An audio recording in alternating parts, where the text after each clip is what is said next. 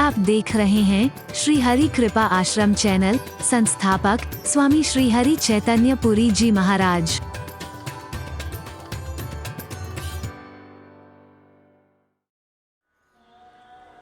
तो अगला प्रश्न आता है कि इन सब के बारे में आपने बहुत अच्छा बताया, लेकिन अब मानस रोगों के बारे में भी बताओ।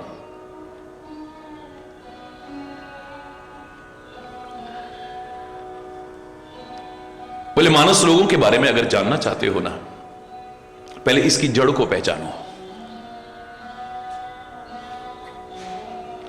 उसकी जड़ को पहचानो, उसके कारण को जानो। किसी भी चीज का जब हम कारण ढूंढते हैं तो निवारण सरल हो जाता है, और जब हमें किसी चीज का कारण मालूम नहीं है, हम लाख उपाय करते रहें, वो उपाय भी हमारे निष्फल हो जाते हैं।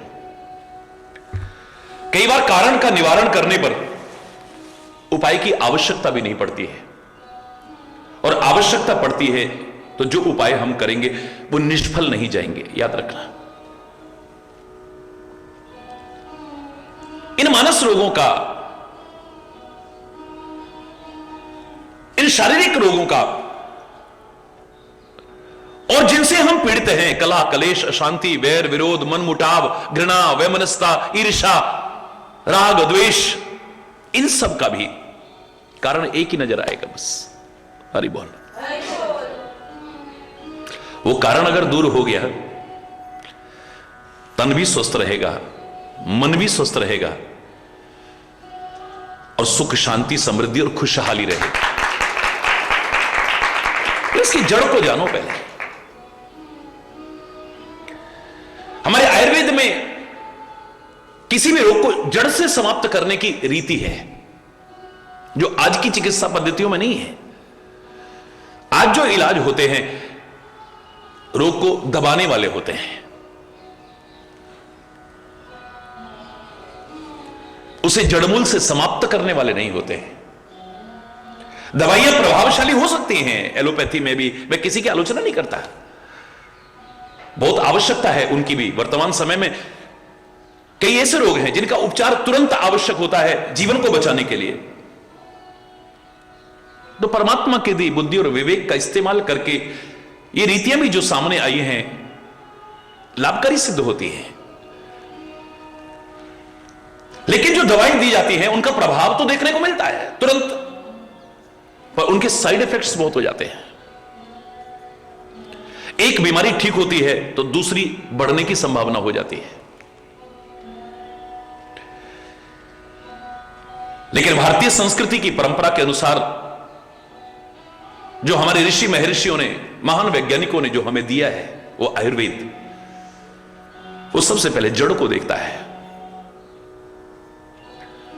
जड़ को समाप्त करने की कोशिश करता है तो तने, पत्ते, शाखाएं ये तो अपने आप ही सूख जाते हैं। रोगों की जड़ को समाप्त करता है, वो कारण को दूर करता है पहले। उपचार हर चीज का है, मैं नहीं कह रहा कि किसी का उपचार नहीं है। समस्या कोई है तो समाधान भी उसका है, रोग कोई है तो उसका भी निवारण है। परमात्मा ने अगर ये सब उत्पन्न किए हैं तो इनका उपचार भी सामने रखा है। दुनिया में कोई भी ताला ऐसा नहीं बना है जिसकी चाबी ना बनी हो।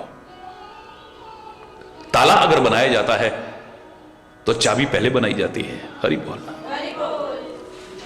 खोलने का तरीका भी है। कोई भी समस्या बनी है उसका समाधान भी बनाया गया है, उसका निराकरण भी किया गया है, बस जानने की आवश्यकता है। और मैं कह रहा हूं ज्यादा जानने की नहीं, किसी भी चीज का आप समाधान करना चाहते हैं सबसे पहले उसका कारण खोजो, कारण को दूर करो, उपाय की आवश्यकता नहीं पड़ेगी, और पड़ेगी तो निष्फल नहीं जाएगा। याद कीजिए, बहुत वर्ष पहले मैंने एक उदाहरण दिया था। बात उस जमाने की है जब अभी जूते और चप्पलों का प्रचलन नहीं हुआ था। सारी दुनिया पर एक छत्र राज्य करने वाले चक्रवर्ती सम्राट के पैर में एक दिन कांटा चुभ गया। शिकार खेलने गया था, चक्रवर्ती सम्राट के पैर में कांटा चुभा, तूफान मच गया।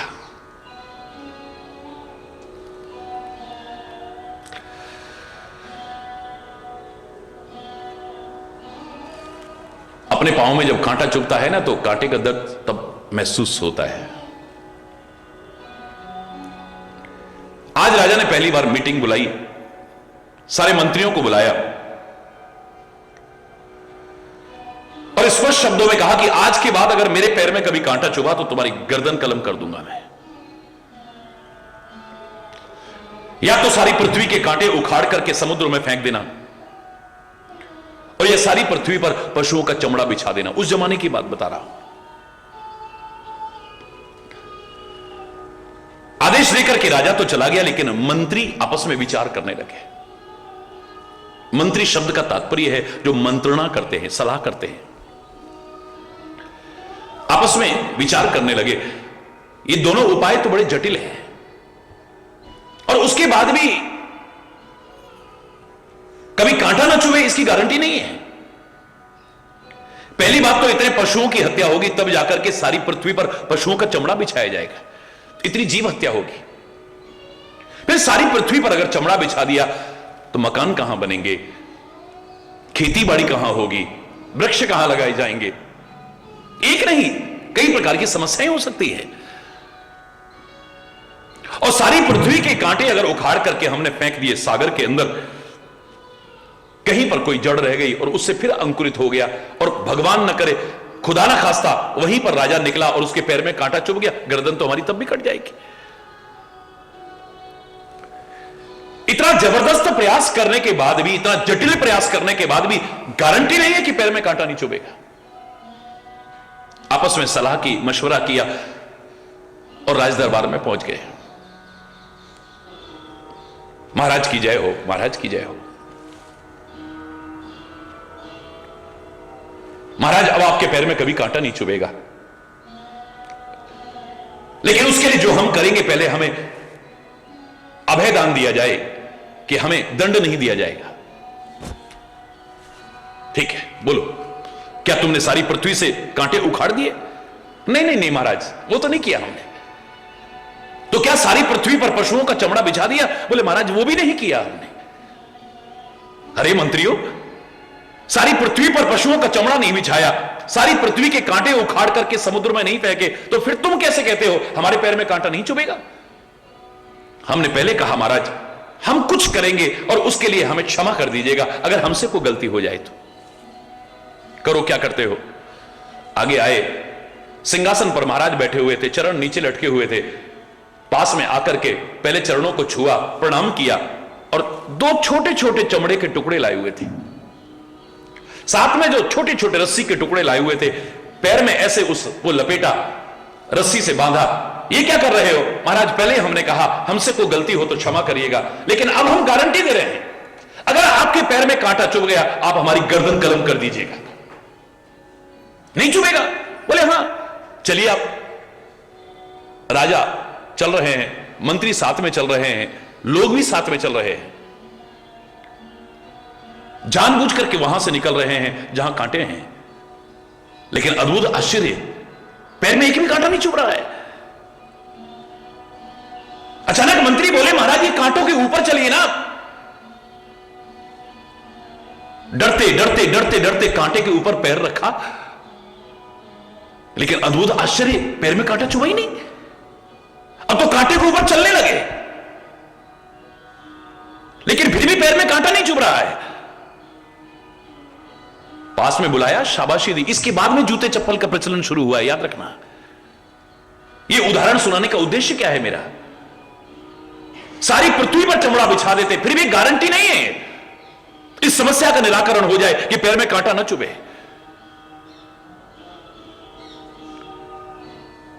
सारी पृथ्वी के कांटे उखाड़ करके समुद्र में फेंक दिए। इतना महान प्रयास करके भी, इतना मेहनत का प्रयास करके भी कोई गारंटी नहीं है कि पैर में कांटा न चुभे।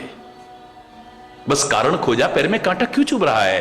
क्योंकि कांटे के और पैर के बीच में कोई कवच नहीं है। अगर कांटे और पैर के बीच में कोई कवच आ जाए, कांटों के ऊपर भी चलो, तुम्हारे पैर में कांटा नहीं चुभेगा। हां, विवेक युक्त प्रयास हो। विवेक की आवश्यकता बहुत है, ज्ञान की आवश्यकता बहुत है। आज जूते चप्पल चले हैं तरह तरह के, एक से एक महंगे से महंगे चले हैं, और बड़ी अच्छी अच्छी वो लगी होती है जिसमें सवाल ही नहीं, आप कांटों के चुभने की तो कोई प्रश्न ही नहीं उठता है। लेकिन अगर आपने विवेक का इस्तेमाल करके जूते ना पहने, चप्पल ना पहने, तो अपने पैर के साइज का जूता और चप्पल ना पहना, तो कांटा तो बाद में काटेगा, पहले जूता और चप्पल ही तुमको काट जाएगा, याद रखना। कारण खोजें, उसका निवारण जो करें वो विवेक युक्त होना चाहिए।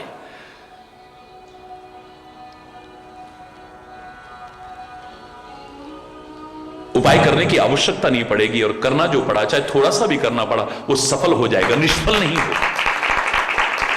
हरि बोल।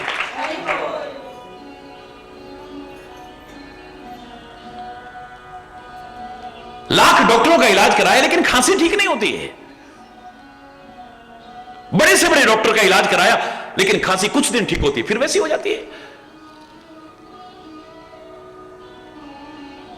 एक वैद्य जी के पास पहुंचे, उन्होंने कहा भाई खांसी हो रही है? बोले हाँ जी, बहुत साल हो गए, ठीक ही नहीं हो रही। कोई इलाज किया? बोले क्या इलाज नहीं किया मैंने। अच्छा,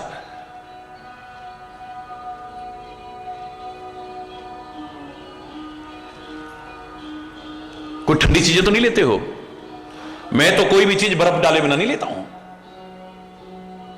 बिल्कुल ठंडा करके तब लेता हूं।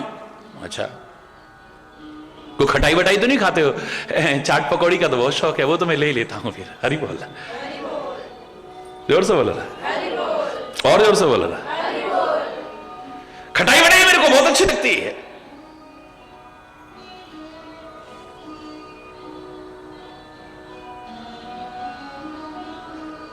जो जो चीजें खांसी को बढ़ाने में या समाप्त न करने में सहयोग देती है, उन सब के बारे में पूछा, उल्टा जवाब मिल रहा है।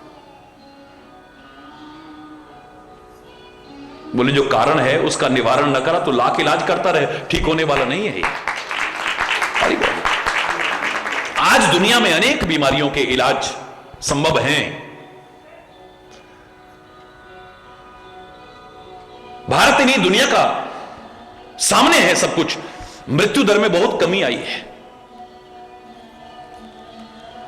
कितनी जगहों पर जहां बिना उपचार के लोग मर जाते थे, आज उनका इलाज हो पा रहा है। लेकिन उन बीमारियों का इलाज अभी तक नहीं हो पाया जिनका कारण ही नहीं मालूम है। कैंसर का जड़मूल से समापन क्यों नहीं हो पा रहा है? क्योंकि कारण मालूम नहीं। क्यों होता है ये?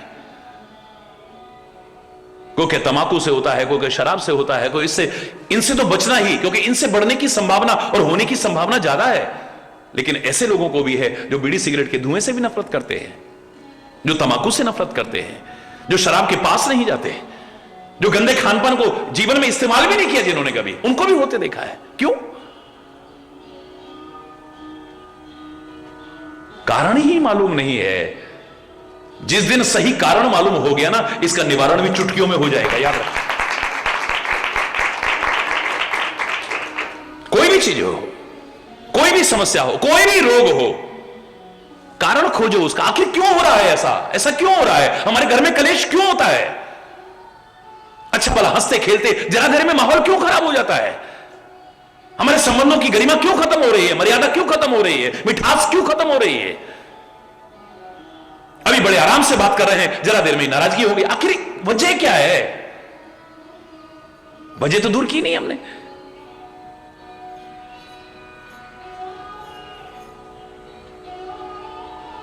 जिस दिन आपने कारण ढूंढ लिया और कारण दूर कर दिया ना, मैं दावे से कह रहा हूं, समस्याओं का चुटकी में निराकरण हो जाए। याद करो, मैंने एक उदाहरण दिया था। एक धनाढ्य व्यक्ति ने शहर से बाहर एक बहुत अच्छी जमीन लेकर के, काफी बड़ी जमीन लेकर के महलनुमा कोठी बनवाई, ठेका दे दिया। करोड़ों रुपए लगा दिए। आलीशान भव्य देखते ही बन रही थी। ध्यान देना, कोठी बनकर के तैयार हो गई है। एक एक चीज अपने शौक से उसने बनवाई। जब इंटीरियर होने लगा तो ड्राइंग रूम में जो मेज बनवाई गई, डाइनिंग रूम में जो मेज बनवाई गई, एक एक की कीमत 30-40 लाख रुपए। हरी बोलना, क्या आलीशान सब सुविधाएं उसमें, और क्या नक्काशी उसके ऊपर, कीमती से कीमती लकड़ी का इस्तेमाल, एक एक चीज बड़े शौक से बनाई है। ठेकेदार ने कहा कि मुझे बाहर जाना पड़ रहा है, तो ये चाबी आप लो, तैयार है लगभग, बाकी सब हिसाब आके कर लेंगे, मुझे एक मजबूरी आ गई है, बाहर जाना है। ठीक है, चाबी पास में थी, तो एक दिन अपनी पत्नी से बोला चलो देख के आते हैं कैसी बनी है। ठीक, चल दिए, गाड़ी उठाई, चल दिए। आज संयोग से घर में ड्राइवर भी नहीं, लेकिन लाला जी खुद गाड़ी ड्राइव करके बोले हम अकेले चलते हैं। दोनों चल दिए हैं।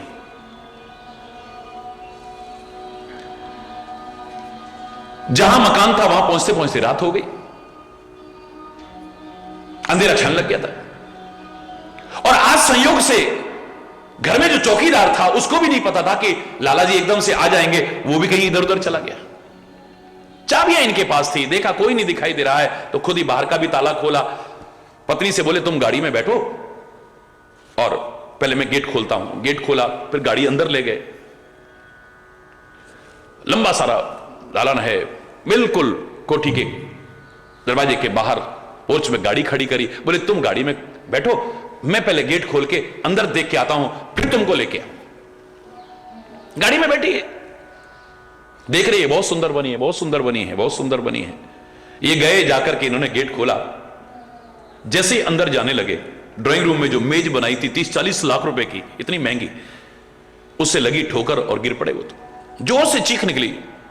उनकी आवाज सुनकर के वो घबराई, पता नहीं क्या हो गया है। वो भी गाड़ी से एकदम से दौड़ करके अंदर गई, लेकिन वो गई तो उसे भी ठोकर लगी, वो भी गिर पड़ी। देखा, मैं कहती थी ना हम यहां पे ठीक हैं, कहां वहां जंगल में जाकर के कोठी बना रहे हो तुम।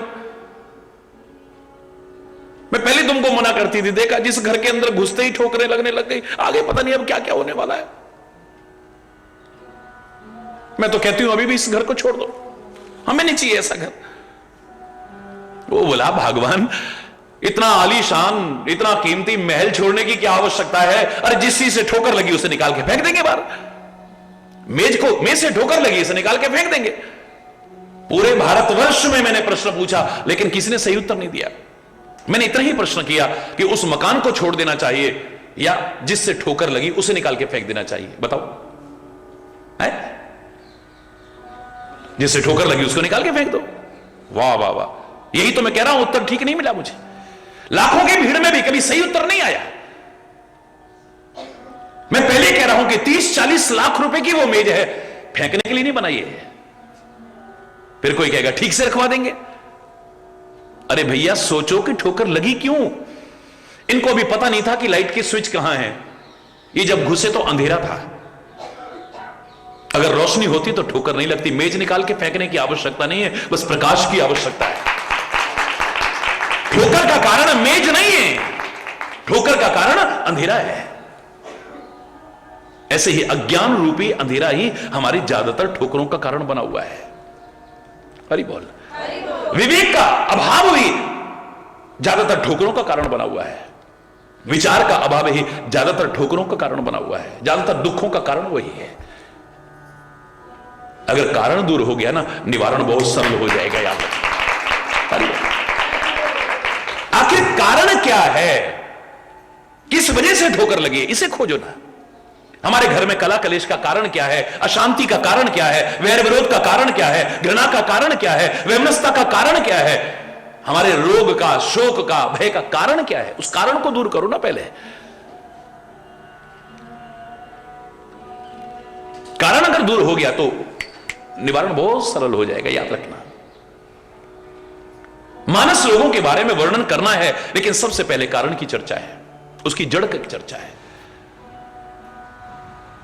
वो कहते हैं रोग तो मैं बताऊंगा, बोले इन सब की जड़ क्या है, इस सब का कारण क्या है? मोह सकल व्याधिन कर मूला, तेहि ते पुनि उपजई बहुशूला। मोह सकल व्याधिन कर मूला। मोह माने अज्ञान, मोह माने बोलो ना अज्ञान, मोह माने भ्रम, मोह माने आसक्ति। कहीं से ढूंढ के देख लेना, सारी व्याधियों की जड़ यही निकलेगी, सारी मुसीबतों की जड़ यही निकलेगी। शरीर के रोग भी आते हैं तो मोह के कारण ही आते हैं। मोह माने ज्ञान, ज्ञान के अभाव में हमें पता ही नहीं क्या खाना चाहिए, क्या नहीं खाना चाहिए, कैसे रहना चाहिए, कैसे नहीं रहना चाहिए, कैसी हमारी दिनचर्या होनी चाहिए, कैसे नहीं होनी चाहिए, कितना खाना चाहिए, कितना नहीं खाना चाहिए, कौन सी चीज किसके साथ खानी चाहिए, किसके साथ नहीं खानी चाहिए।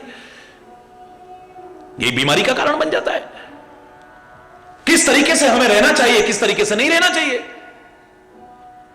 एक आदमी को बुखार हो गया, पता लगा घर में सबको बुखार हो रहा है। अरे सबको पता है वायरल अगर हुआ है तो एक को होगा तो सबको होगा, थोड़ा दूरी रखो, बचो, किसी से नफरत मत करो, रोग से भी नफरत मत करो, लेकिन सावधानी तो जरूरी है। ज्ञान होना चाहिए, हमें विचार होना चाहिए किस तरह से हमें रहना चाहिए, किस तरह से नहीं रहना चाहिए। नहीं करा बचाव तो क्या होगा बोलो। हमें ज्ञान ही नहीं है कि हमें अपना कूड़ा कहां फेंकना चाहिए, क्या नहीं फेंकना चाहिए। हम अपने कमरे का कूड़ा निकाल करके बाहर सड़क पे फेंक देते हैं, हम सोचते सफाई हो गई। यह मालूम नहीं कि बाहर से मच्छर फिर अंदर ही घुसेगा, गंदगी फिर अंदर ही आएगी। गालियां नगर पालिका को देंगे, गालियां सरकार को देंगे, सफाई नहीं होती, भला ना। हमने क्या किया उसमें योगदान? हमने घर का कूड़ा निकाला, गली में फेंक दिया, बस छुट्टी। वो सारी गंदगी फिर वापस घर में आने वाली है। उसमें जो मच्छर पैदा होंगे वो सब कहां घुसेंगे बोलो। हमें विचार नहीं है, विवेक नहीं है, ज्ञान नहीं है। यहां पर पानी इकट्ठा नहीं होने देना चाहिए, अगर है तो उसमें कोई दवाई डालनी चाहिए। इस तरह का मच्छर पैदा हो रहे हैं, घर के अंदर घुस रहे हैं, फिर मलेरिया हो रहा है, डेंगू हो रहा है, चिकनगुनिया हो रहा है, फलाना हो रहा है, ठिकाना हो रहा है। कहां से आ रहे हैं? किसी जमाने में टीबी की बीमारी को लोग नफरत करते थे, टीबी के पेशेंट से भी नफरत करते थे। आज इसका उपचार है, घर में ही इलाज होता है, आदमी गोली खाता रहे। लेकिन इसका तात्पर्य कि कहीं भी थूकते रहो औरों को भी फैलेगा। शौचालय का इस्तेमाल करते हो तो इतनी ज्यादा सफाई हो कि किसी और को संभावना ना हो फैलने की। खांस रहे हैं तो मुंह पर कोई रुमाल नहीं है, कोई कुछ नहीं है, और रुमाल है तो कई दिन का वही, उसी में कीटाणु इकट्ठे हैं, उसी से बर्तन उठा रहे हैं, उसी से वही कर रहे हैं। क्या होगा इसका परिणाम बोलो? मोह सकल व्याधिन कर मूल। क्या खाना चाहिए, क्या नहीं खाना चाहिए, कैसे रहना चाहिए, कैसे नहीं रहना चाहिए, क्या पहनना चाहिए, क्या नहीं पहनना चाहिए। सर्दियां आ गई, पर देखो अब जरा शादी ब्याहों में, शहरों में फैशन है बस कपड़े इतने ही पहनने हैं, कपड़े इतने, फिर पता लगा जी बीमार पड़ गए। हरी बोलना, क्योंकि वो शॉल अगर ऊपर ओढ़ लिया तो सारा फैशन तो दब गया। वो हरी बोलना, उसके दिन बाद चाहे फिर एक हफ्ता बीमार पड़े रहो। हरी बोलना। आखिर बीमारियों का कारण क्या है? रोग का, शोक का कारण क्या है? भय का कारण क्या है? कलेश का कारण क्या है? अशांति का कारण क्या है? विरोध का कारण क्या है? मनमुटाव का कारण क्या है? इनका कारण खोजो, निवारण करो, सरल हो जाए। और आप देखेंगे सारी बीमारियों की जड़ कहां निकलेगी? मोह में।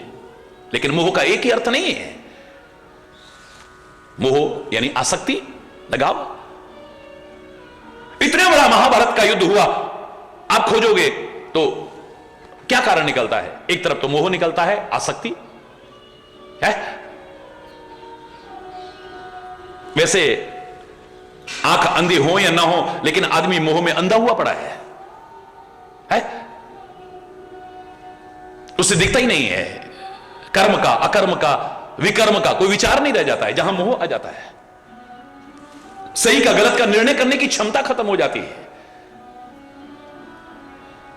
वही गलती किसी और के बच्चे की होगी, हम दुनिया भर में बदनामी करते फिरेंगे, और वही गलती अपने बच्चे की होगी, उसे छुपाते फिरेंगे। क्या करते हैं? सही गलत का निर्णय करने की क्षमता खत्म हो जाती है। उचित अनुचित के निर्णय करने की क्षमता खत्म हो जाती है।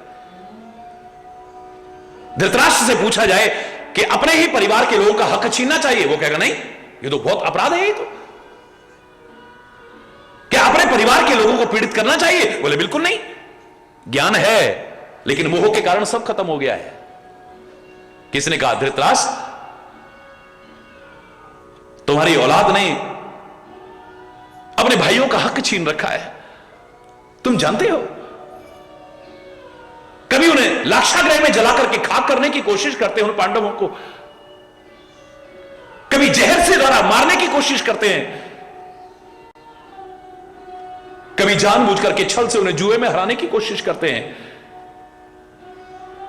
कभी कुलवधू को, तुम्हारी कुलवधू को भरे दरबार में लज्जित करने की कोशिश करते हैं। आज वो तुम्हारे अपने जंगलों में भटक रहे हैं। 12 वर्ष का वनवास, 1 वर्ष का अज्ञातवास, कितने कष्ट उठा रहे हैं जानते हो तुम?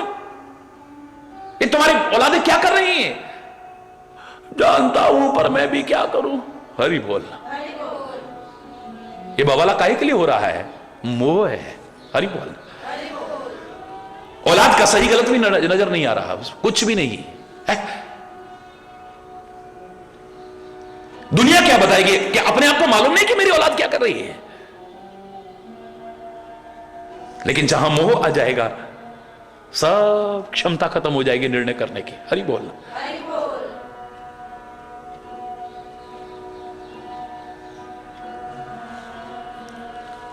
लोग कहा करते हैं, मैंने कहा था ना, लव इज ब्लाइंड, प्रेम में आदमी अंधा हो जाता है। नहीं, प्रेम में अंधा नहीं होता है। मैं नहीं मानता इस बात को। दुनिया कहती है लेकिन मैं नहीं मानता हूं। क्षमा चाहते हुए कहूंगा, आपका दिल मानता है, मानते रहिए। आदमी काम में अंधा हो सकता है, कामांध कहते हैं उसे। आदमी मद में, अहंकार में अंधा हो जाता है, उसे मदांध कहते हैं। आदमी मोह में अंधा हो सकता है, उसे मोहांध कहते हैं। आदमी लोभ में अंधा हो सकता है, काम में अंधा हो सकता है, अहंकार में अंधा हो सकता है, क्रोध में अंधा हो सकता है, लेकिन प्रेम में कभी अंधा नहीं हो सकता। वहां अगर अंधा भी है तो उसकी आंखें खुल जाती है। प्रेम तो आंखें खोल देता है। बाहर की आंखें नहीं है तो भी अंदर की आंखें खुल जाती है। प्रेम तो ऐसी चीज है जिस प्रेम को साक्षात परमात्मा का स्वरूप कहा हो, बशर्ते कि वो प्रेम निष्काम हो, निष्केवल हो, निष्कपट हो, निस्वार्थ हो। ऐसे प्रेम को तो ईश्वर का रूप कहा है। Love is God and God is love. Love is God and God is love. प्रेम ही ईश्वर है, ईश्वर ही प्रेम है। प्रेम और ईश्वर में कोई भेद नहीं कर सकता है। लेकिन आज के जो वासना में संबंध जिन्हें तुम प्रेम समझते हो, उसकी चर्चा नहीं है यहां। आज के स्वार्थ में संबंध जिन्हें प्रेम समझते हो, उस प्रेम की चर्चा नहीं है यहां। आज के लगाव और आसक्ति जो साथ रहते रहते पैदा हो गया है, जिसे प्रेम समझ बैठते हो, उसकी चर्चा नहीं है यहां। कोई आकर्षण विशेष से मन में भाव पैदा हुआ जिसे प्रेम समझ बैठते हो, उस प्रेम की चर्चा नहीं है यहां। जो विशुद्ध है, निष्काम है, निष्केवल है, निष्कपट है, उस प्रेम की चर्चा है। वहां अंधा हो सकता है आदमी, यहां तो आंखें खुल जाएंगी। कौन कहेगा सूरदास को अंधा? सूरदास अपने आप को चाहे अंधा कह दे। सूरदास द्वारे ठाड़ो आंधरो भिखारी, दीनन दुख हरण देव संतन सुखकारी। आंधरो भिखारी अपने आप को कह दे चाहे वो, लेकिन मैं कहता हूं आंख वाले भी वो नहीं देख पा रहे थे जो सूरदास देख रहा था। क्योंकि प्रेम है वहां, जीवन में प्रेम है वहां। प्रेम के आते ही तो आंखें खुल गई हैं। लोगों ने परीक्षा लेने की कोशिश करी, एक दिन मूर्ति का श्रृंगार ही नहीं किया। इसे पता लग जाता होगा ना आज कैसा श्रृंगार किया जा रहा है, क्या पहना है, बस वही वर्णन करता था। जैसा स्वरूप का श्रृंगार होता था, सूरदास आए और पद गाना शुरू कर दिया। इसको बता देते होंगे आज ये पहनाएंगे, आज ये पहनाएंगे, आज ये पहनाएंगे। पहले से जो पहनाया था उसको भी उतार दिया आज। हरि बोल। सूरदास थोड़ी देर चुप खड़े हुए, बोले आज पोल खुल गई ना, देख आज ना बोल लो। जलने वाले जैसे होते ना, बोले आज ना बोल लो, देख ले रोजीना फट करके बोले एकदम थे। सूरदास भगवान के स्वरूप का और उनके श्रृंगार का वर्णन करो ना, संकोच कर रहे हैं। वर्णन करो ना, संकोच कर रहे हैं। तू कैसे करेगा, आज तेरे को दिख ही नहीं रहा है। बोल तो दिख तो रहा है, तो बता क्या है। बोले आज हरि देखे नंग मनंगा। हरि बोलना। तुम आंख वाले वो नहीं देख सकते जो बिना आंखों के सूरदास देख लेता है, क्योंकि प्रेम है वहां। कौन कहता है प्रेम अंधा होता है? प्रेम अंधा नहीं है। प्रेम में अगर अंधा कहा जाता है तो इसलिए कहा जाता होगा क्योंकि जिससे हमारा प्रेम है उसकी बुराइयां नजर नहीं आती। इस मामले में तो अंधा हो सकता है आदमी, उसकी बुराई नजर नहीं आती है, फिर अच्छाइयां ही अच्छाइयां नजर आती हैं, पॉजिटिव थिंकिंग बन जाती है, हर चीज पॉजिटिव नजर आती है और प्रेम बढ़ता रहता है, प्रेम बढ़ता रहता है, प्रेम बढ़ता रहता है। प्रेम घट ना जाए कभी, वो प्रेम ही क्या जो घट जाए। हरि बोलना। वो प्रेम ही क्या जो कभी खत्म हो जाए। यहां सबसे पहले लिखा हुआ है, आश्रम में जो भी आते हैं बाद में उधर करेंगे, पहले सबसे पहले क्या दिखाई देता है? पड़ोस है। प्रेम प्रेम सब कोई कहे, कठिन प्रेम की रीति, आदि अंत पूरी निभे तभी जानिए प्रीति। अंत तक निर्वाहित हो उसे प्रेम कहते हैं। आज घट गया, आज बढ़ गया, आज घट गया, इसको प्रेम नहीं कहते। अभी तो ये हालत है कि प्रेम में आंसू, नाम लेते ही आंसू छलक रहे हैं, रोंगटे खड़े हो रहे हैं। और एक दिन नाम लेना भी अच्छा नहीं लगता है। एक दिन भाग भाग के जाने को मन कर रहा है, भाग भाग के जाने को मन कर रहा है, अब पैर ही नहीं पड़ते हैं। हरि बोलना। ये प्रेम नहीं है, प्रेम का भ्रम है ये। मैंने तो इस वेश में आते ही हजारों जो ईश्वर की कृपा से रचना हुई, सबसे पहली क्या निकली थी? जागे पूरब भाग मेरे, जो उर उपजो हरि प्रेम अगाधा। एक रटन अब है मन में, राम सिया और श्याम श्री राधा। कृपा करो यही रहे निरंतर, चाहे कैसी हूं आवे बाधा। हरि चैतन्य प्रेम कम हो नहीं, और बढ़े नित ज्यादा ही जा। रोज बढ़े और बढ़ने में हो, घटने में न हो कभी, उसे प्रेम कहते हैं। हरि बोल। ये मोह आदमी को अंधा कर देता है, नहीं दिखता इसे। कोई दिखाने की कोशिश भी करे तो इसे अच्छा नहीं लगता है। सारी बीमारियों की जड़ यही है, चाहे मोह आसक्ति के रूप में लो, मोह भ्रम के रूप में हो। आपको भ्रम हो गया है, इसे कलेश हो गया, भ्रम हो गया, बहम हो गया, गलतफहमी हो गई, हो गया बवाला। हरि बोलना। तुम्हारा कितना भी प्यार है एक सेकंड में खत्म, कितना भी सद्भाव है एक सेकंड में खत्म। बहम का तो कहते लुकमान के पास भी नहीं था इलाज। हरि बोलना। जोर से बोलना। ये जितने भी व्यवधान आए हैं भक्ति में, ज्ञान में, जितने भी लोगों के जीवन में आए हैं, काहे के कारण? भ्रम हो गया है, सती को मोह हो गया है। ये भगवान कैसे हो सकते हैं? मोह, भ्रम हो गया है, ये भगवान नहीं हो सकते हैं। वो निर्गुण, निराकार, अजन्मा, अव्यक्त, अगोचर ब्रह्म मानव बनकर के क्यों आएगा दुनिया में?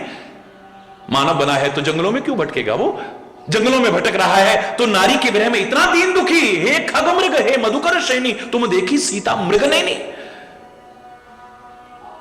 पागल हो चुका है। हे नदियों, हे वृक्षों, हे तालाबों, हे भवनों की पंक्तियों, क्या तुमने मेरी मृगनयनी सीता को देखा है कहीं? हरि बोलना। ये भगवान कैसे हो सकता है? फिर इतने पर भी अगर इन्हें भगवान मान लें तो भगवान तो अंतर्यामी हैं, सब कुछ जानते हैं, घट घट की जानते हैं, तो क्या उन्हें यह पता नहीं कि मेरी सीता कहां है? हरि बोलना। ये सारा बवाला कहां से पैदा हुआ? दुनिया भर का इतना बवाला हुआ, भगवान शिव से भी प्यार खत्म हुआ और उसके बाद में अपने पिता दक्ष के यहां यज्ञ अग्नि में अपने आप को भस्म कर दिया। यहां तक नौबत आ गई। काय के कारण? मोह के कारण। काय के कारण हुआ? बोलो बोलो ना। सती विमोह ही तो है। इस प्रसंग का नाम ही क्या है? सती विमोह। नारद जी हर समय नारायण नारायण रटते हैं, नारायण नारायण रटते हैं, और आज ये सती आ गई है। उन्होंने काम पर विजय प्राप्त कर ली, क्रोध पर विजय प्राप्त कर ली, पर अहंकार आ गया है। हरि बोल। अहंकार आ गया है। आज ये दशा हो गई है कि भगवान ने उसके अहंकार को उसके हित के लिए समाप्त करने के लिए विश्व विमोहिनी का स्वयंवर, इतना बड़ा नगर की रचना करके करा दिया है? अब ये हालत हो गई है, उसको देखते ही नारद की विवाह की इच्छा जागृत होगी। इतना काम पैदा हुआ है और क्रोध इतना आया है कि भगवान जिनका नाम रटता था आज उनको गुस्से में श्राप दे रहा है, दुर्वचन कह रहा है। इस प्रसंग को भी रामायण में नामकरण क्या दिया गया? नारद मोह प्रसंग। क्या दिया? बोलो ना जोर से। नारद मोह है। मोह हो गया है, भ्रम हो गया है, अज्ञान रूपी अंधकार छा गया है। आंख होते हुए भी अंधा हो गया है। हरि बोलना। परमात्मा को श्राप दे रहा है, तुमने मेरे काम में विघ्न पैदा करा है, मानव रूप धर करके आए हो गए तुम निराकार, अजन्मा, अव्यक्त, अगोचर। जाओ, मैं श्राप देता हूं, तुम्हें मनुष्य बनना पड़ेगा। मुझे नारी के विरह में दुखी किया है ना, एक दिन आएगा तुम अपनी पत्नी के वियोग में जंगलों में भटकते रहोगे, रोते रहोगे, बिलखते रहोगे तुम। और मेरी बंदर जैसी शक्ल बनाई तुमने, बेकार होता होगा बंदर। जाओ, तब तुम्हारी कोई सहायता नहीं करेगा उस संकट की घड़ी में, तब बंदर और भालू ही तुम्हारी सहायता करेगा। मोह हो गया है। जहां पर भी ढूंढोगे सारी की सारी जड़ क्या नहीं रहेगी? मोह। चाहे वो अज्ञान के रूप में हो, चाहे भ्रम के रूप में हो, और चाहे आसक्ति के रूप में हो। जड़ भरत का किस्सा तो दुनिया जानती है। कितना महान ज्ञानी है, कितना महान तपस्वी है, कितना त्याग है, कितना वैराग्य है, लेकिन जंगल में कुटिया बना के रह रहे हैं। दुनिया को तो छोड़ दिया, लेकिन मोह को नहीं छोड़ पाए। हरि बोलना। आखिर में मोह आसक्ति कहां हो गई? एक हिरण के बच्चे से ही हो गई। हरि बोलना। इतने महान व्यक्तित्व को भी क्या जड़ भरत कहा है? उसे क्या कहा है? जड़ भरत। काय का परिणाम था वो? बोलो, मोह हो गया है। सारा कुछ खत्म हो गया है। कितनी सौभाग्यशाली है, कितनी सौभाग्यशाली है कैकेयी नरेश जैसे धर्मात्मा की पुत्री बनी है। कितना बड़ा सौभाग्य है। महाराजा दशरथ जैसे परम धर्मात्मा की पत्नी बनी है। कितना बड़ा सौभाग्य है। विष्णु के अवतारी भरत की मां बनी है। कितना बड़ा सौभाग्य है। और महाविष्णु के परब्रह्म परमात्मा श्री राम की मां कहलाने का सौभाग्य मिला है। कितना बड़ा सौभाग्य है। लेकिन सारा सौभाग्य खत्म हो गया, दुर्भाग्य हो गया है। सौभाग्य भी गया, सुहाग भी गया। काहे के कारण? अनेक कारणों में। क्या एक मोह नहीं है? मेरा भरत राजा बन जाए, मेरा भरत राजा बन जाए, मेरा भरत राजा बन जाए, है? जो मेरा राम कहती थी, मेरा राम कहती थी, आज मोह जब सामने आया, चाहे मंत्रा की गलत संगति के कारण ही आया, सब खत्म हो गया। राम से इतना प्यार करती थी, शायद कौशल्या इतना प्यार नहीं करती थी। हरि बोलना। जोर से बोलो ना। काहे का परिणाम हुआ ये? बोलो ना। मैं लिस्ट तैयार करूं तो इतनी लंबी लिस्ट तैयार हो जाएगी। इतिहास से ही, अपने धर्म ग्रंथों से ही एक बहुत लंबी फहरिस्त तैयार हो जाएगी। आप अपने आप को देखिए। आपको डॉक्टर यही कहेगा कि तुमने ये नहीं खाना चाहिए था, ये क्यों खाया, ऐसा क्यों करा, ऐसे क्यों रहते हो, ये नहीं, यानी तुम्हें ज्ञान नहीं है। मोह माने अज्ञान भी होता है ना, तो ज्ञान का अभाव, ये भी तो रोग, बहुत बड़ा रोग पैदा कर देता है। जितने रोग पैदा हो रहे हैं, काहे के कारण हो रहे हैं? मोह माने अज्ञान, मोह माने भ्रम। फिर कह रहा हूं, मोह माने आसक्ति। ये सारी बीमारियों की जड़ यही है। कारण को खोजो, फिर निवारण करने की कोशिश करो, बड़ा सरल हो जाएगा। हरि बोल। तो गरुड़ तुमने पूछे हैं मानस रोग, लेकिन मैं सबसे पहला तुम्हें बताता हूं इसकी जड़ क्या है।